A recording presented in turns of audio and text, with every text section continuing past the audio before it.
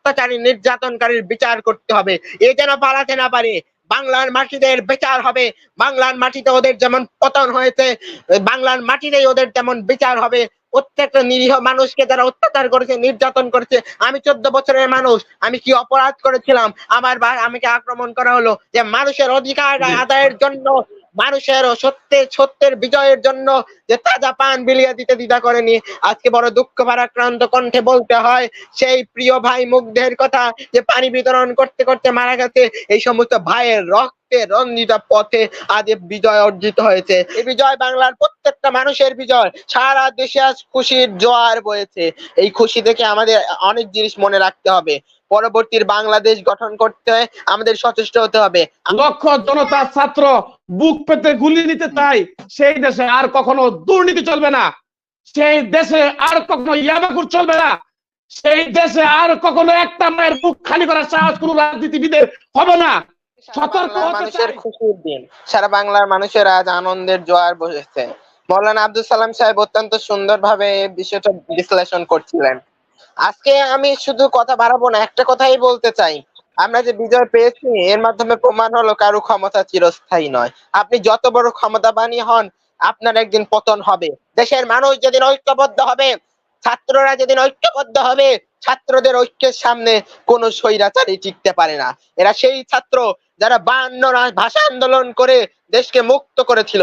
এরা সেই ছাত্র যারা 69-এর গণ অভ্যুত্থান করে বাংলাকে মুক্ত করেছিল, যারা এরশাদ বিরোধী আন্দোলনের নেতৃত্ব দিয়েছিল। আজ বিরোধী দল 14 বছরেও যা করতে পারলো না, সেই 14 সাল থেকে লাগাতার হরতাল অবরোধ আন্দোলন করে যা করতে পারলো না, আজ ছাত্ররা সেটি করে দেখালো। 1 মাসের ব্যবধানে 2 দিনের আন্দোলনে সেটি আজ ছাত্ররা করে দেখালো। এই বিজয় বাংলার প্রত্যেকটা মানুষের বিজয়। সারা দেশে আজ খুশির জোয়ার বয়েছে। এই খুশি থেকে আমাদের অনেক জিনিস মনে রাখতে হবে। পরবর্তীর বাংলাদেশ গঠন করতে আমাদের সচেষ্ট হতে হবে। আমরা বাঙালি জাতি বারবার সংগ্রাম করছি, এই সংগ্রাম সংঘাত থেকে আমরা আর মুক্তি পাচ্ছি না। এই সংগ্রাম, এই বিজয় হোক আমাদের চূড়ান্ত বিজয়। এই বিজয় যেন আমরা ধরে রাখতে পারি। মনে করিয়ে দিতে চাই, স্বাধীনতা অর্জনের চেয়ে স্বাধীনতা রক্ষা করা কঠিন, সেই নীতি এতদিন আমাদের মাঝে ছিল। আমাদের স্বাধীনতা বিপর্যস্ত ছিল, কাঁটাতারের সীমান্তে স্বাধীনতা বিপর্যস্ত হয়েছিল। সেই স্বাধীনতা আজ আমরা নতুন করে পেলাম। আজকে থেকে জাতি স্মরণ করবে, আজকে থেকে নতুন ইতিহাসের মোড় রচিত হলো। সেই ইতিহাসের রচনা করলো আসিফ নাহিদরা, সেই ইতিহাসের রচনা করলো সাইদ মুগ্ধরা। এই বিজয়ের সন্নিকটে, এই আনন্দের সময় আমরা যেন তাদের ভুলে না যাই। সেই সাইদকে যেন আমরা ভুলে না যাই। দপ্ত কামানের সামনে দাঁড়িয়ে, বুলেটের সামনে দাঁড়িয়ে যে অত্যাচারীর কাছে মাথা নত করে নাই, যে মানুষের অধিকার আদায়ের জন্য, মানুষের সত্যের বিজয়ের জন্য যে তাজা পান বিলিয়ে দিতে দ্বিধা করেনি।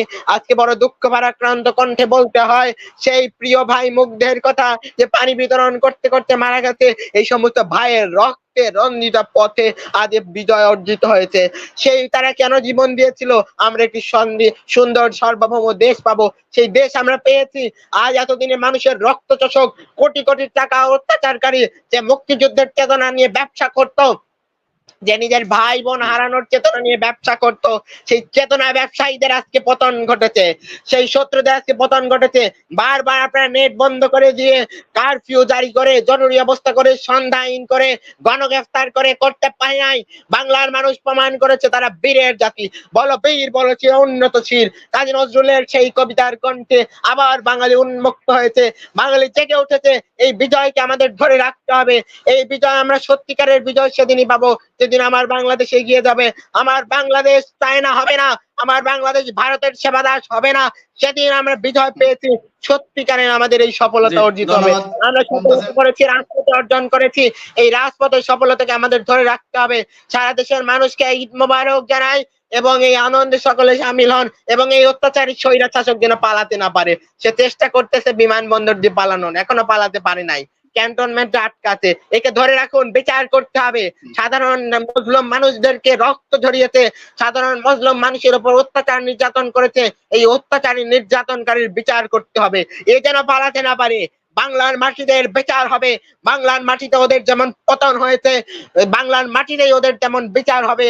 প্রত্যেকটা নিরীহ মানুষকে যারা অত্যাচার করেছে, নির্যাতন করেছে। আমি 14 বছরের মানুষ, আমি কি অপরাধ করেছিলাম? আমাকে আক্রমণ করা হলো, আমাকে ট্যাগ দেওয়া হলো বারবার রাজাকার, আমাকে গ্রেপ্তারের চেষ্টা করা হলো। কি অপরাধ করেছিলাম আমি? আমি অপরাধ করি নাই। আমি শুধু অপরাধ একটাই করেছিলাম, বাংলার মানুষের মুক্তির কথা বলেছিলাম। সেই মুক্তি আজ অর্জিত হয়েছে। সেজন্য এই মুক্তি সাফল্য ছাত্রদের, এই রাজনৈতিক নেতার দ্বারা এটা অর্জিত হয় না। রাজনৈতিক নেতৃত্ব এত বছর চেষ্টা করেছে। ছাত্রের এই বিজয়ের অভ্যুত্থানে এখানে বলতে চাই, ছাত্ররা চাইলে দেশের সরকার এগোতে শিখতে পারে না। ম্যানস পাওয়ার আবার প্রুফ হলো, মানুষের শক্তি, মানুষের ঐক্যের কাছে কেউ দাঁড়াতে পারে না। বিশেষ করে ছাত্রদের জাগ্রত হলে কেউ দাঁড়াতে পারে না। কিছুদিন ধরে বলা হচ্ছিল বিশ্ববিদ্যালয়ের ছাত্ররা নেমেছে, তাদের এই অবস্থা, হাই স্কুল প্রাইমারি ছাত্ররা নামলে কি হবে? সারা দেশের ছাত্র তো নামেই নেই। মাত্র 3/1 ছাত্র নামাতেই তাদের পতন ঘটে গেল।